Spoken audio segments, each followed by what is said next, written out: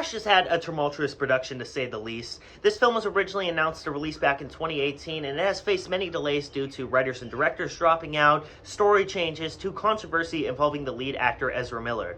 But over the past couple months, there has been a lot of hype leading up to this film. We've had very respectable figures in the industry like Stephen King and Tom Cruise praising it. James Gunn said it's one of the greatest comic book movies ever made. And then finally, the film released on June 16th, and how'd it do?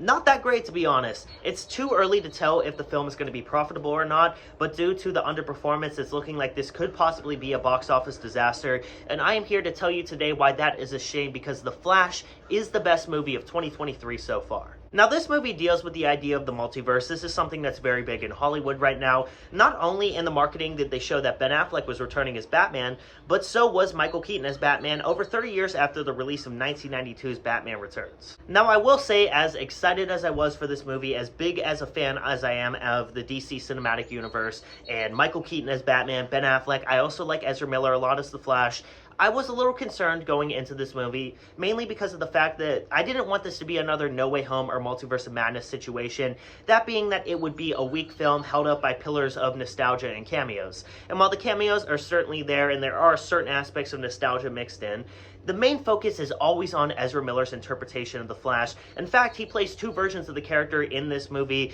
and this just goes to show how strong Miller's acting is. He truly just flexes his acting skills in this movie, and he has solidified himself as the Flash in my eyes. He is the perfect casting for the role, and I honestly can't see anyone else playing this character.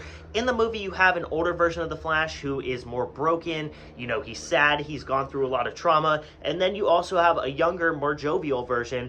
And these are two completely different characters for being the same person, and I think Ezra Miller just does a fantastic job balancing these two roles, because he really is giving two performances in this film, and both of them are just freaking fantastic. The rest of the cast here is also great. Michael Keaton is excellent as Batman. I mean, I cannot praise his performance enough. He never feels like he's winking at the camera. Everything he does is so sincere, and it's clear that he's having so much fun with this role, and he just cares so much about this movie. I mean, he's truly just fantastic in this movie. And his performance in The Flash alone has probably solidified him as one of the best Batman. I mean, he's got to be top 3 at this point. And to be honest, the same could not be said about Ben Affleck. As much as I love his interpretation of Batman, it really feels like he's checked out during this movie. I mean, he's really only in like 10 minutes of the film, despite what the marketing may make you believe. And during those 10 minutes, it seems like he just doesn't really care that much. Still, though, I think he's good enough in the film, but whenever you compare him to Keaton's electric performance as Batman, I mean, he is just nowhere near as good. Sasha Calle is also great as Supergirl here, and Michael Shannon returns as General Zod 10 years after he played him in Man of Steel, and I thought he was great in the film. It's always nice to see him in a movie like this. Easily my favorite aspect of this film, though, is the story. Again, it deals with the ideas of the multiverse and time travel, and I thought screenwriter Christina Hodson went about it in such a clever way. There's an analogy in the film involving a bowl of pasta, sort of symbolizing the multiverse and time travel, and I thought this was just such a clever way of explaining this concept, and I think the screenplay in general here is just fantastic. To be honest, I wouldn't even say that The Flash is a superhero movie. I think at its core, this is an action sci-fi film, and the sci-fi element of this film is way more complex and a lot smarter than I was expecting it to be. Honestly, this is the type of movie that is going to require some rewatches,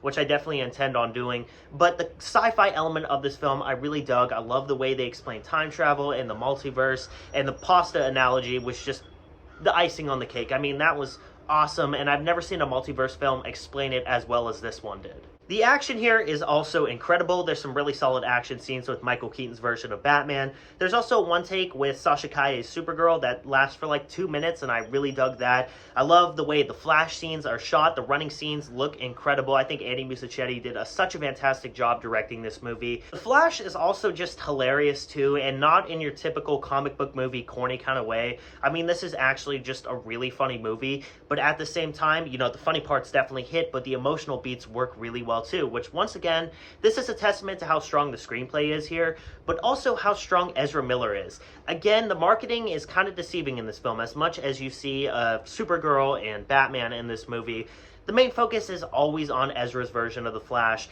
and I can't praise his performance enough. I mean, he truly makes the film, he's just so good in the movie.